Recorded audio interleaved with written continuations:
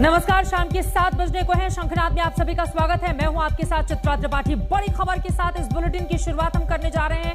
आपको बता दें, कैप्टन अमरिंदर सिंह पंजाब के मुख्यमंत्री की मुलाकात सोनिया गांधी के साथ खत्म हो गई है। कई अहम मुद्दों पर यह मुलाकात अहम मानी जा रही है और सोनिया गांधी से मुलाकात के बाद कैप्टन अमरिंदर सिंह का बड़ा बयान सामने आया है।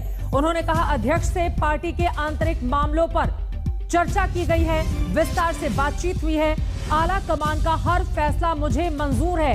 कैप्टन अमरिंदर सिंह ये भी कहते हुए नजर आए, लेकिन जैसे ही सवाल सिद्धू के बारे में पूछा गया, उन्होंने कहा, मैं कुछ नहीं जानता। इसी एक लाइन से समझिए कि क्या जो कुछ ठीक करने के लिए आए थे कैप्टन अमरिंदर सिंह दिल्ली में, वो ठीक हो गया है या अभी भी पेंच ऐसा कुछ है जो बाकी है। फिलहाल उनकी ओर से दावा इस बात का किया गया है कि पंजाब कांग्रेस में सब कुछ ठीक ठाक है। सुनिए पंजाब के मुख्यमंत्री को। पूछो, क्या पूछना है भाई? एनीथिंग? बोलिए, क्या पूछना है आपने? देखिए मेरी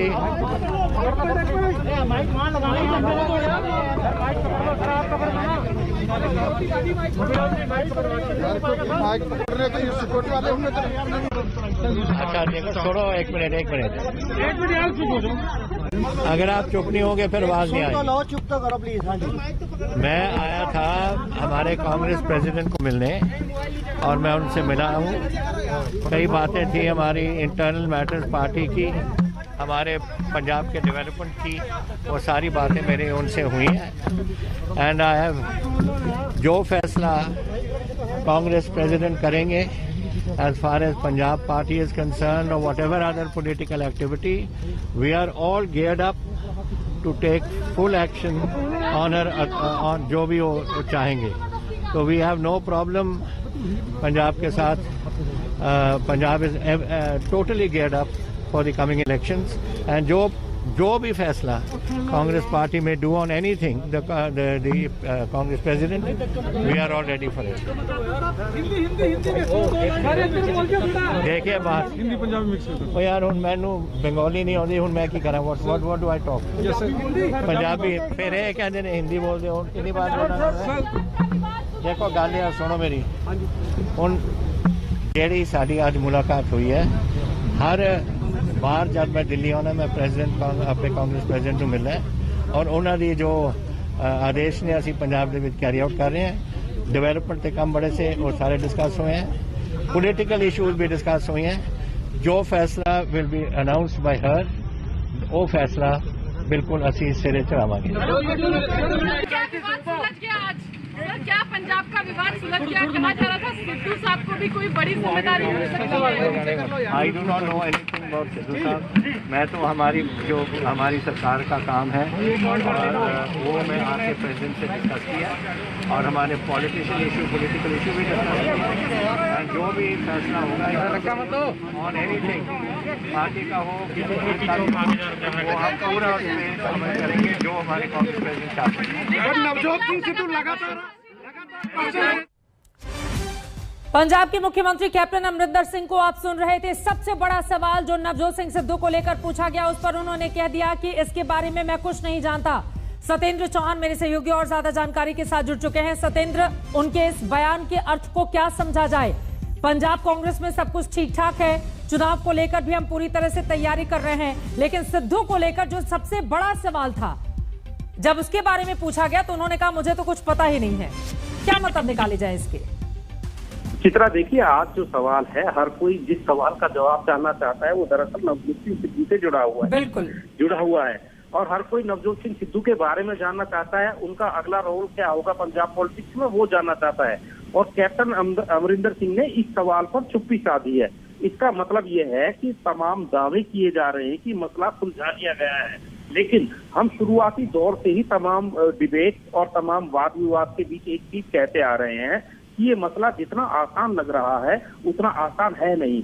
दरअसल एक उदाहरण के तौर पर आप समझिए कि एक मयान है, उस मयान के अंदर 2 तलवारों को फिक्स करना है, तो जाहिर सी बात है आप जिस तलवार को जिस तरीके से फिट करना चाहेंगे वो होगी नहीं। या तो आप एक तलवार रखें, एक पार्टी है, 2 लीडर्स हैं, एक तरफ कैप्टन अमरिंदर सिंह है जो कांग्रेस पार्टी का फेस है, जिनके दम पर पंजाब का चुनाव लड़ा गया है, एक तरफ नवजोत सिंह सिद्धू है जो कांग्रेस पार्टी से नहीं आते हैं, दूसरी पार्टी से आए हैं और आकर कैप्टन अमरिंदर सिंह की जगह लेना चाहते हैं। तो यहाँ पर कैप्टन अमरिंदर सिंह कुछ कहें ना कहें, ये चीज मायने नहीं रखती है। यहाँ पर मायने ये रखती है कि नवजोत सिंह सिद्धू को लेकर पार्टी हाईकमान ने क्या कहा है और कैप्टन अमरिंदर सिंह उसको कैसे, इसीलिए कह दिया है आलाकमान का हर फैसला मुझे मंजूर है, लेकिन मुझे कुछ जानकारी नहीं है सिद्धू के बारे में जब ये सवाल पूछा गया।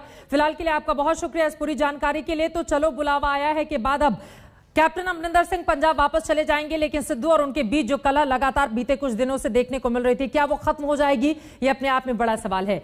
लेकिन ये तीन चेहरे भी काफी ज्यादा अहम हो जाते हैं। और चलो बुलावा आया है राजधानी दिल्ली से, लगातार इनके लिए यही संदेश और संकेत था। सबसे पहले बात ज्योतिरादित्य सिंधिया की हम कर लेते हैं। ज्योतिरादित्य सिंधिया ने मध्य प्रदेश में कांग्रेस की कमर तोड़ दी थी। उन्होंने न सिर्फ कांग्रेस छोड़कर बीजेपी का दामन थामा, बल्कि अपने समर्थक विधायकों के साथ बीजेपी में आए और कांग्रेस की सरकार को गिरा दी। सिंधिया के चलते ही बीजेपी मध्य प्रदेश में सरकार बनाने में सफल हुई थी। सिंधिया को उनकी मेहनत के बदले अब मंत्री पद का इनाम मिलने जा रहा है। राजधानी दिल्ली में ज्योतिरादित्य सिंधिया की दस्तक हो चुकी है। ये 768 दिन पहले की तस्वीर है। प्रधानमंत्री नरेंद्र मोदी के दूसरे कार्यकाल का शपथ समारोह। लेकिन दूसरे कार्यकाल में दूसरी बार बड़ी तादाद में एक बार फिर कैबिनेट विस्तार हो रहा है। तो जो जहां है वहीं से उसने नजरें टिका दी है दिल्ली की दीवारों पर। उम्मीदों की टकसाल में नामालूम किसके हिस्से चमकता हुआ सिक्का निकल आए। बैठकों का दौर जारी है। गृह मंत्री पीएम से मिल रहे हैं, बीजेपी अध्यक्ष गृह मंत्री से मिल रहे हैं और गृह मंत्री सहयोगी दलों के नेताओं से मिल रहे हैं। मुलाकातें जारी हैं और नेताओं की पलकों पर उम्मीदों का वजन भारी है। मंत्रिमंडल की रूपरेखा को अंतिम रूप देने के लिए हिमाचल से बीजेपी अध्यक्ष जेपी नड्डा दिल्ली लौट आए हैं। आज तक को मिली जानकारी के मुताबिक मंत्रिपरिषद का विस्तार बड़ा होगा। कैसे बड़ा होगा, इसको बिंदुवार समझ लीजिए। सूत्रों के मुताबिक इस विस्तार की 5 बड़ी बातें ये हैं। मंत्रिमंडल में 20 से ज्यादा नए चेहरे शामिल हो सकते हैं। कुछ मंत्रियों के विभागों में फेरबदल मुमकिन है, तो कुछ मंत्रियों की छुट्टी भी हो सकती है। सूत्रों के मुताबिक मंत्रिमंडल में यूपी को तवज्जो मिल सकता है, क्योंकि अगले साल यहाँ चुनाव है। इसी तरह महाराष्ट्र, पश्चिम बंगाल और बिहार का प्रतिनिधित्व बढ़ सकता है। उत्तर प्रदेश से अपना दल और निषाद पार्टी को प्रतिनिधित्व मिल सकता है। बिहार से जेडीयू, एलजेपी और पारस धड़े की मंत्रिमंडल में एंट्री हो सकती है। मोदी मंत्रिमंडल में विस्तार की अटकलों के बीच नजरें तो कई चेहरों पर हैं, लेकिन उन चेहरों पर ज्यादा गौर किया गया है जिन्होंने बीजेपी के लिए सब कुछ कर दिया। ज्योतिरादित्य सिंधिया ने कांग्रेस छोड़ी, मध्य प्रदेश में कांग्रेस की सरकार गिराई। सर्बानंद सोनोवाल ने असम में सीएम की कुर्सी छोड़ दी और महाराष्ट्र में बीजेपी को मजबूत करने का इनाम नारायण राणे को मिल सकता है।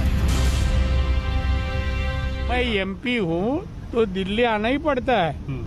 अभी सेशन के पहले हम लोग आ जाते हैं इधर। सर 15 दिन पहले। हाँ, आज कोई विशेष कारण आने का? आज कोई विशेष? अरे विशेष से कम मिल रहा है। देखिए एक बात देखो, विशेष कुछ होगा तो जरूर बताएंगे। आपको कोई छुपा सकते हैं क्या? कुछ नए चेहरे जैसे ज्योतिरादित्य सिंधिया, सर्बानंद सोनोवाल, नारायण राणे, अनुप्रिया पटेल, पशुपति पारस, ये कैबिनेट में शामिल तो हो सकते हैं, लेकिन छुट्टी किसकी होगी ये अभी किसी के पास कोई जानकारी नहीं है। ये पूरी रिपोर्ट जो है प्रधानमंत्री नरेंद्र मोदी के पास है। मंत्रिमंडल में विस्तार के पीछे मकसद एक तीर से कई शिकार करना है। नंबर 1, इसमें सहयोगी दलों को सहयोग का पुरस्कार देकर गठबंधन को मजबूत किया जाएगा। नंबर 2, नॉन परफॉर्मिंग मंत्रियों से छुटकारा मिलेगा। नए चेहरों को लाकर सरकार के ढीले कलपुर्जों को दुरुस्त करना, ताकि सरकार की छवि और मजबूत हो। पार्टी के प्रति निष्ठा दिखाने वालों को पुरस्कार देना और उत्तर प्रदेश जैसे चुनावी राज्यों का प्रतिनिधित्व बढ़ाकर चुनावी संदेश देने की कोशिश होगी। मौजूदा मंत्रिपरिषद में कुल 53 मंत्री हैं और नियमानुसार ज्यादा से ज्यादा मंत्रियों की संख्या 81 हो सकती है, यानी विस्तार की पर्याप्त गुंजाइश। पीएम मोदी कैबिनेट में बड़ा विस्तार करने जा रहे हैं। इस कैबिनेट विस्तार में वो मौजूदा राजनीतिक हालात, चुनावी समीकरणों, जातिगत समीकरणों को ध्यान में रखते हुए कई नए चेहरों को अपने मंत्रिमंडल में जगह देंगे। अब देखना यह है कि वो अपने मंत्रिमंडल में युवाओं को कितनी तरजीह देते हैं। लेकिन ये जरूर है कि मंत्रियों की परफॉर्मेंस के आधार पर कुछ मंत्रियों की छुट्टी भी वो अपने मंत्रिमंडल से कर सकते हैं। कैमरामैन अश्विनी हेलन के साथ हिमांशु मिश्रा, दिल्ली, आज तक। तो जिन जिन मंत्रियों की एंट्री होने वाली है राजधानी दिल्ली, वो लगातार पहुंच रहे हैं। जाहिर तौर पर उनकी जिंदगी में अलग तरह का शंखनाद है। इसको लेकर उत्साह, उमंग उल्लास भी देखने को मिल रहा है। और इसी बारे में और ज्यादा जानकारी के साथ हमारे कई सहयोगी अलग अलग हिस्सों से इस वक्त हमारे साथ जुड़ चुके हैं। हमारे साथ हिमांशु मिश्रा राजधानी दिल्ली से जुड़े हुए हैं, सुजीत झा पटना से जुड़ चुके हैं, कुमार अभिषेक हमारे साथ राजधानी लखनऊ उत्तर प्रदेश से जुड़े हुए हैं और भोपाल से रवीश पाल सिंह है। सबसे पहले हिमांशु, आपका रुख करते हुए ज्योतिरादित्य सिंधिया पहुंचे, कई और तमाम बड़े चेहरे पहुंच चुके हैं। सबसे पहले ये बताइए हमारे दर्शकों को, इस समय तक दिल्ली पहुंचने वाले वो कौन कौन से बड़े नाम हैं? बीजेपी अध्यक्ष से मुलाकात की बात कही जा रही थी, क्या वो मुलाकात शुरू हो चुकी है? आगे और बहुत तरह की चर्चा चल रही है खासतौर से उत्तर प्रदेश को लेकर, तो उसके मद्देनजर कौन कौन से चेहरे यूपी से पहुंचे हुए हैं दिल्ली, इसके बारे में क्या जानकारी देंगे आप?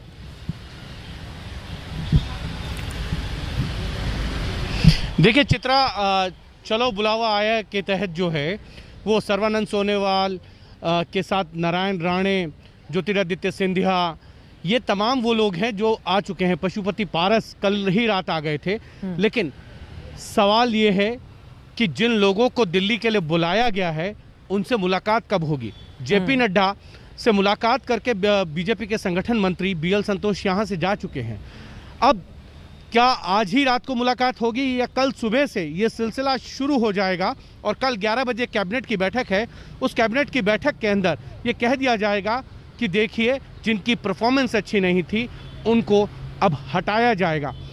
अब कैबिनेट का जो विस्तार है वो कल देर शाम या फिर परसों सुबह हो सकता है, लेकिन किनको जगह मिलेगी और किनको हटाया जाएगा ये पूरी रूपरेखा जो है प्रधानमंत्री नरेंद्र मोदी ने तैयार कर ली है। पिछले सवा महीने की एक्सरसाइज करके उन्होंने सभी मंत्रियों के मंत्रालयों की समीक्षा की, उनसे पूछा कि उनकी आगे की रणनीति क्या है, फिर उसकी एक रिपोर्ट तैयार की, अपने सभी सीनियर मंत्रियों के साथ चर्चा की और उसके बाद नए कैबिनेट विस्तार को रूप देने की पूरी कोशिश कर दी गई। उसमें जो है उत्तर प्रदेश,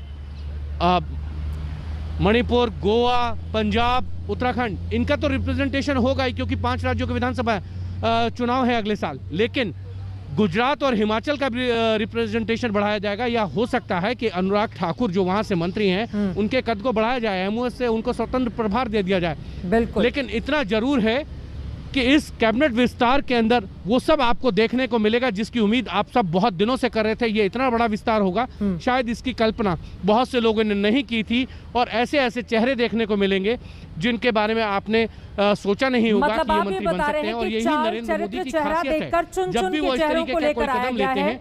इसके साथ ही आपने जिक्र किया 5 राज्यों में विधानसभा के चुनाव अगले साल के शुरुआती महीनों में ही है, यानी कि फरवरी मार्च में, और उसके अलावा नवंबर दिसंबर में आपने जिक्र किया गुजरात में, हिमाचल प्रदेश में विधानसभा के चुनाव है, तो वहां से भी प्रतिनिधित्व दिया जा सकता है। एक और छोटा सा जवाब हिमांशु मैं आपसे चाहूंगी, आपने कहा कल शाम को या परसों सुबह कैबिनेट विस्तार हो सकता है, क्या इसको लेकर किसी भी तरह की कोई कंफर्मेशन अब तक नहीं दी गई है सरकार की ओर से?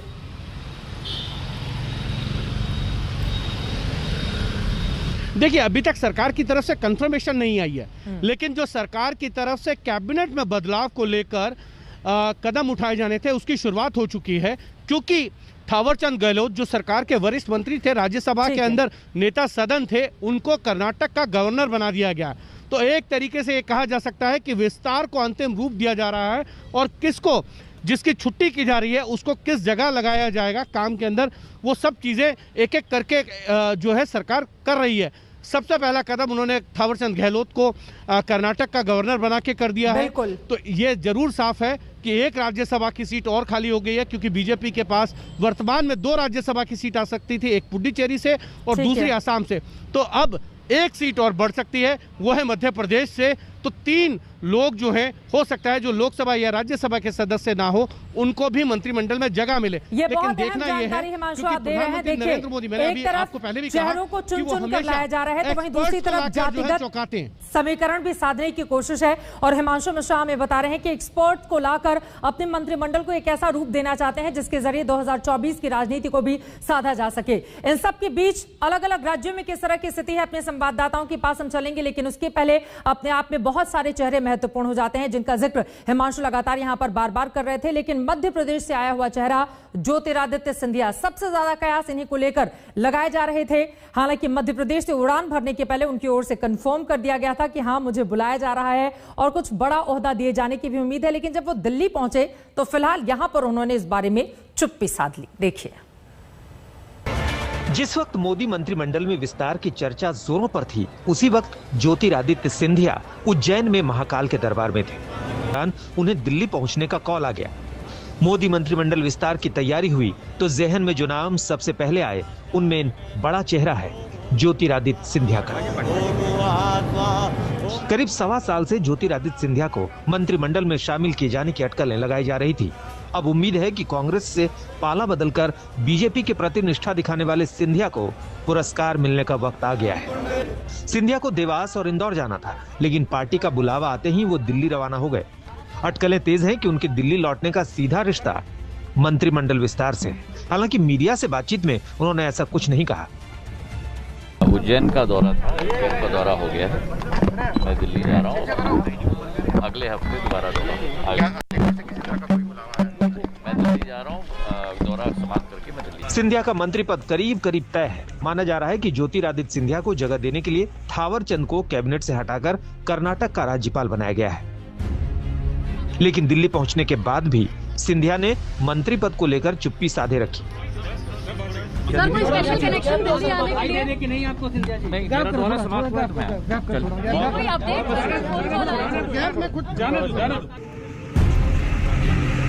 ज्योतिरादित्य सिंधिया यूपी सरकार में ऊर्जा मंत्रालय संभाल चुके हैं। अगर उन्हें मोदी सरकार में जगह मिली तो ये कांग्रेस से पाला बदलने के लिए दूसरा पुरस्कार होगा।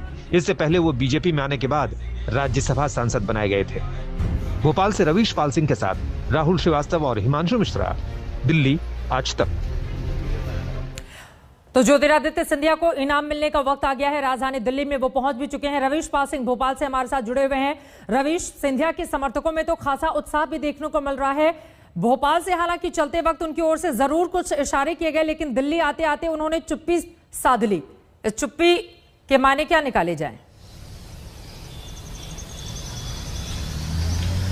देखिए, जब कभी भी किसी का नाम ऐसे कैबिनेट में शामिल होने के लिए या फिर कोई उसे बड़ा पद या जिम्मेदारी मिलती है तो कई बार अगर उसका नाम सामने आ जाता है तो उससे ये मन में डर लगता है कि कहीं ये उल्टा यानी रिवर्स इफेक्ट ना डाले। और इसलिए माना जा रहा है कि इंदौर से दिल्ली की करीब 1 घंटे की जो फ्लाइट थी उसमें उन्होंने अपने मन को समझाया है। उज्जैन में जब वो महाकाल मंदिर से निकले, वहां जब उनसे सवाल पूछा गया तो उन्होंने कुछ नहीं कहा। ये जरूर कहा कि वो दिल्ली जा रहे हैं। इंदौर एयरपोर्ट पर जब संवाददाताओं ने उनसे बात की तो यहाँ पर भी उन्होंने मंत्री पद को लेकर के तो कुछ नहीं कहा, लेकिन दिल्ली उतरते उन्होंने बात जरूर की थी इंदौर और उज्जैन में पत्रकारों से, लेकिन दिल्ली में उन्होंने बिल्कुल बात नहीं की। उन्होंने पूरी तरीके से चुप्पी साध दी। लेकिन यहाँ पे ये बात जो देखने लायक है चित्रा, वो ये कि इंतजार भी तो काफी लंबा हुआ है, 1.5 साल का इंतजार। क्योंकि माना यही जा रहा था, जब ज्योतिरादित्य सिंधिया भाजपा में आए थे तभी से पहले दिन से ये कयास लगाए जा रहे थे कि ज्योतिरादित्य सिंधिया को केंद्र में बड़ी जिम्मेदारी मिल सकती है। क्योंकि मध्य प्रदेश में तो मुख्यमंत्री का चेहरा शिवराज सिंह चौहान बन गए थे। उसके बाद राज्यसभा के चुनाव होते हैं, ज्योतिरादित्य सिंधिया को राज्यसभा में ले लेते हैं। फिर जो घड़ी है उसकी सुई आगे बढ़नी शुरू हो जाती कि आखिरकार क्या सिर्फ राज्यसभा सांसद बनने के लिए ज्योतिरादित्य सिंधिया भाजपा में आए थे? क्योंकि उसके बाद मंत्री पद का जब भी सवाल उनसे पूछा जाता था वो उसे टाल देते थे। उसके बाद उपचुनाव आए मध्य प्रदेश में 28 विधानसभा सीटों पे ज्योतिरादित्य सिंधिया ने जमकर भाजपा के लिए प्रचार किया और बड़ी सीटें वहां पर भाजपा ने जीती। उसके बाद ये माना जा रहा था कि शायद उन्हें इनाम के तौर पर, क्योंकि उन्होंने भाजपा में रह करके इतने महीनों के दौरान जो व्यवहार किया है, अपना बदलाव जो उनमें आया है, उसका नतीजा उपचुनाव में देखने को मिला। शायद अब मंत्री पद मिले, लेकिन ये लगातार टलता गया और अब 15 महीने 17 महीने के बाद करीब ज्योतिरादित्य सिंधिया के लिए वो घड़ी आ गई है जिसका न केवल सिंधिया को बल्कि उनसे कहीं ज्यादा उनके समर्थकों को इंतजार है। और यकीन मानिए अगर महाकाल के दर्शन के बाद महाकौल आ जाएगी इस तरह की उन्होंने उम्मीद नहीं की होगी, लेकिन बेसब्री से अरसे से इंतजार था ज्योतिरादित्य सिंधिया को। राजधानी दिल्ली वो पहुंच चुके हैं। काफी अहम मंत्रालय ज्योतिरादित्य सिंधिया को मिलने की उम्मीद जताई जा रही है। लेकिन उत्तर प्रदेश को लेकर क्या सुखबुगाहट है, इसके बारे में कुमार अभिषेक जानकारी देंगे। और सबसे महत्वपूर्ण है जेडीयू, जिसको लेकर पेंच अभी भी फंसा हुआ है। 4 बनेंगे मंत्री या फिर 2 बनेंगे, इसके बारे में आपको बताएंगे सुजीत झा। छोटे से ब्रेक के बाद हम फौरन लौट रहे हैं। चर्चा हमारी लगातार जारी है। मंत्रिमंडल विस्तार अपने आप में काफी ज्यादा महत्वपूर्ण और इसको लेकर बड़े बड़े चेहरे राजधानी दिल्ली में लगातार रुख कर रहे हैं। छोटे से आपके साथ मैं हूं चित्रा त्रिपाठी। आपको बता दें कि लगातार बड़ी बड़ी खबरें निकलकर सामने आ रही हैं। 6 नए कैबिनेट मंत्री बनाए जा सकते हैं। सूत्र ये जानकारी दे रहे हैं। नारायण राणे, ज्योतिरादित्य सिंधिया, ये तमाम बड़े बड़े नाम, सर्बानंद सोनोवाल, सुशील मोदी बन सकते हैं मंत्री। इन सब के बीच पीएम मोदी के कैबिनेट विस्तार में बिहार को भी साधने की भरसक कोशिश की जा रही है। यही वजह है कि सुखबुगाहट जेडीयू के कोटे से 4 लोगों को मंत्री बनाया जा सकता है। एलजेपी के पशुपति पारस को भी मंत्री पद का तोहफा मिल सकता है। इसके अलावा सुशील मोदी को भी केंद्र में पद दिया जा सकता है। कुल मिलाकर बिहार के नेताओं ने भी दिल से कहा है, चलो बुलावा आया है। यह रिपोर्ट देखिए। और इस वक्त की बड़ी खबर यह है, कल शाम 5:30 बजे कैबिनेट का विस्तार होगा। आपको बता दें कि लगातार इस बात को लेकर चर्चा और कयासों का दौर तेज था, लेकिन अब पूरी तरह से स्थिति स्पष्ट हो चुकी है। कल शाम 5:30 बजे 5:30 पर कैबिनेट का विस्तार होगा। मंत्रिमंडल विस्तार का वक्त कल शाम 5:30 बजे रखा गया है। माना यही जा रहा था कि परसों सुबह 10:30 बजे को लेकर भी कयासों का दौर गर्म था, लेकिन अब मुहर लग चुकी है। कल शाम 5:30 बजे कैबिनेट का विस्तार होगा। आपको बता दें, मोदी सरकार के इस दूसरे कार्यकाल का यह पहला कैबिनेट विस्तार है और इसमें बड़े बड़े दिग्गजों को राजधानी दिल्ली बुला लिया गया है, चाहे ज्योतिरादित्य सिंधिया, जिनको सीधे मध्य प्रदेश से दिल्ली लैंड करने के लिए कहा गया। इसके अलावा महाराष्ट्र के नारायण राणे, जो कि पूर्व मुख्यमंत्री रह चुके हैं, वो पहुंच चुके हैं। सर्बानंद सोनोवाल असम के मुख्यमंत्री रहे थे, लेकिन हेमंत विश्व शर्मा के बनाए जाने के बाद उनको केंद्रीय कैबिनेट में बड़ी जगह देने की बात कही जा रही थी। ये वो चेहरे हैं जो आप टीवी स्क्रीन पर देख भी रहे हैं। कल शाम 5:30 बजे कैबिनेट विस्तार में मंत्री पद की शपथ लेते हुए आपको दिखाई देंगे।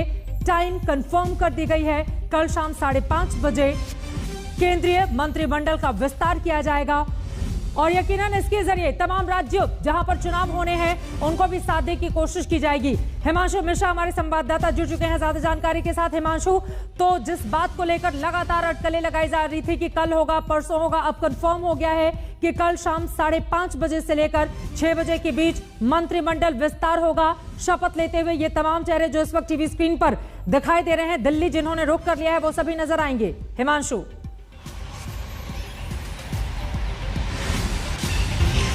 देखिए बिल्कुल कल 5:30 से 6 बजे जो है प्रधानमंत्री नरेंद्र मोदी की सरकार 2 का पहला विस्तार होने जा रहा है और वो इतना बड़ा विस्तार होगा, मैंने पहले भी कहा चित्रा कि कोई उसकी आप कल्पना नहीं कर सकते। वो चेहरे आपको दिखाई देंगे जिनके बारे में आपने सोचा नहीं होगा कि ये मंत्रिमंडल में शामिल होंगे।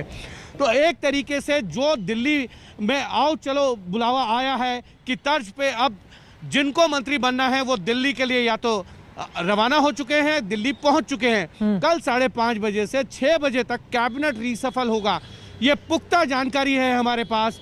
और एक बड़ी चीज मैं आपको बता दूं कि न सिर्फ ज्योतिरादित्य सिंधिया, सर्बानंद सोनोवाल, नारायण राणे और उनके साथ कई ऐसे मंत्री होंगे जिनकी परफॉर्मेंस का ऑडिट प्रधानमंत्री नरेंद्र मोदी ने खुद किया है और उनके कामकाज की समीक्षा की है और उसके बाद उनको मंत्रिमंडल में जगह मिलेगी। अब इसमें बड़ी बात यह है कि जिन मंत्रियों के पास अतिरिक्त भार है उनके भार को कुछ कम किया जाएगा, जिसमें पीयूष गोयल है, प्रकाश जावड़ेकर है, धर्मेंद्र प्रधान है, नरेंद्र सिंह तोमर है। ऐसे मंत्री जिनके पास कई मंत्रालयों का भार है उसको भार तो कम किया जाएगा, लेकिन 6 कैबिनेट मंत्रियों के साथ ही 20 चेहरों की बात कही जा रही है। हिमांशु, अब ये 6 कैबिनेट मिनिस्टर कौन कौन से हो सकते हैं, इसके बारे में हमारे दर्शक आपसे जानकारी चाहेंगे।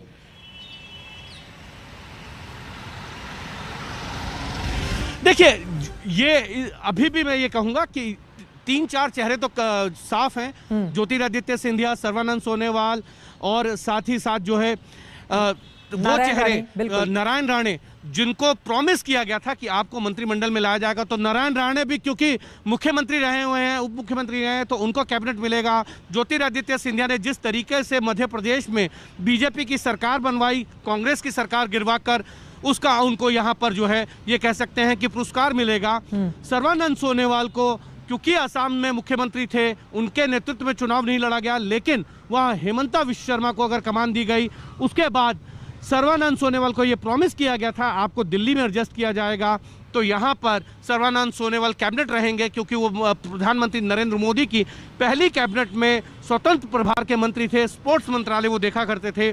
तो एक तरीके से कह सकते हैं कि कई नाम जो है वो तय हो गए हैं, लेकिन कई राज्यों के अंदर चुनावी गणित को देखते हुए, जातिगत समीकरणों को समझते हुए जो है मंत्री बनाए जा सकते हैं। बंगाल के अंदर जिस तरीके से चुनावों के नतीजे आए उसके बाद निश्चित प्रमाणिक का नाम, लेकिन अब जहां चुनाव होने हैं वहां के लोगों को भी क्या कैबिनेट में कोई दर्जा हासिल हो सकता है, ये महत्वपूर्ण सवाल है। फिलहाल के लिए हिमांशु आपका शुक्रिया, आगे भी जानकारी आपसे हम लेते रहेंगे। हिमांशु मिश्रा हमारे सहयोगी ने सबसे पहले आप तक खबर पहुंचाई है। कल शाम 5:30 बजे मोदी सरकार 2.0 का पहला कैबिनेट विस्तार होने जा रहा है। बहुत सारे चौंकाने वाले नाम भी सामने आ सकते हैं, कल का आप इंतजार कीजिए। लेकिन इन सबके बीच सबकी निगाहें बिहार पर हैं। जेडीयू 4 मंत्रालय चाहता है, 2 के लिए कहा जा रहा है कि प्रॉमिस किया गया है। इन सबके बीच पेंच फंसा हुआ है। आज जब मुख्यमंत्री नीतीश कुमार से इस बारे में सवाल पूछा तो उन्होंने कहा हमारे अध्यक्ष तो दिल्ली में है, वही इस बारे में और ज्यादा जानकारी देंगे। बिहार को लेकर भी कैबिनेट विस्तार की जो राजनीति है वो दिलचस्प हो चली है। ये विशेषाधिकार हम लोग के नेता का है। हम इतना ही बताएंगे आपको कि केंद्र में हमारी पार्टी, क्या पता है किस दिन होने वाला है, क्या होने वाला है, इसके बारे में तो कुछ पता नहीं, इसके बारे में तो पता नहीं। ऐसे नीतीश कुमार का सियासी अंदाज ही कहेंगे कि जब मोदी कैबिनेट के विस्तार की तैयारियां पूरी हो चुकी हैं, तब भी वो अपने पत्ते खोलने को तैयार नहीं। एक और पार्टी नेताओं का दावा है कि केंद्रीय मंत्रिमंडल में शामिल होने की सारी कश्मकश दूर हो चुकी है, तब भी इस फैसले पर फाइनल मुहर लगाने से नीतीश बच रहे हैं। आज के कंटेक्स्ट में इसके संबंध में कोई खास बात नहीं है। जो भी माननीय आदरणीय प्रधानमंत्री जी चाहेंगे उसी के हिसाब से जो भी होना होगा होगा। आप विस्तार में जाएंगे, आप विस्तार में जाएंगे, जब विस्तार होगा जिस दिन जाएंगे। हमको क्या पता है किस दिन होने वाला है, क्या होने वाला है, इसके बारे में तो कुछ पता नहीं। सांकेतिक इसके बारे में तो पता नहीं। 4 मंत्री पद लेंगे, 3 लेंगे, 2 लेंगे या नहीं लेंगे? नहीं, ऐसा कुछ नहीं है। जो उनकी इच्छा होगी वो करेंगे। कौन-कौन चेहरे हो सकते हैं? आपकी इच्छा भी तो मायने रखती है। चेहरा भी हम नहीं तय करेंगे। साफ है कि मंत्रिमंडल विस्तार से ठीक पहले नीतीश प्रेशर पॉलिटिक्स का वो दांव चल रहे हैं जिसके जरिए अपने पुराने साथी से ज्यादा बार्गेनिंग की जा सके। केंद्रीय मंत्रिमंडल विस्तार में जेडीयू के शामिल होने और न होने की अटकलों पर मुख्यमंत्री नीतीश कुमार ने विराम लगा दिया है। जब उनसे ये सवाल पूछा गया कि क्या पिछली बार की तरह वो इस बार भी मंत्रिमंडल में न शामिल होने का फैसला लेंगे, तो उन्होंने साफ तौर पर कहा कि ऐसी कोई भी बात नहीं है। हालांकि मंत्रिमंडल में कितनी सीटों पर जेडीयू दावेदारी कर रही है और कितनी सीटें उन्हें मिलने जा रही हैं, इसको लेकर मुख्यमंत्री नीतीश कुमार ने पत्ते नहीं खोले और सारी जवाबदेही जेडीयू के राष्ट्रीय अध्यक्ष आरसीपी सिंह के ऊपर डाल दी। दरअसल नीतीश के इस अनजान वाले अंदाज के पीछे वजह केंद्रीय मंत्रिमंडल में हिस्सेदारी की संख्या है। सूत्रों के हवाले से खबर है कि जेडीयू मोदी मंत्रिमंडल में 4 मंत्री चाहती है और इसी पर चर्चा के लिए जेडीयू के राष्ट्रीय अध्यक्ष आरसीपी सिंह दिल्ली में हैं। आप देखिएगा ना, मतलब माना जा रही सब कुछ पेंच फंसा हुआ है। इसका मतलब कहीं कोई पेंच किसी तरह का नहीं। कितने लोग अब आप वेट करो ना यार। पेच सिर्फ संख्या को लेकर ही नहीं है। खबर है कि नीतीश कुमार अपने चहेते नेताओं को मंत्री पद दिलाना चाहते हैं। बताया जा रहा है कि आरसीपी सिंह को केंद्र में मंत्री पद मिलना करीब करीब तय है।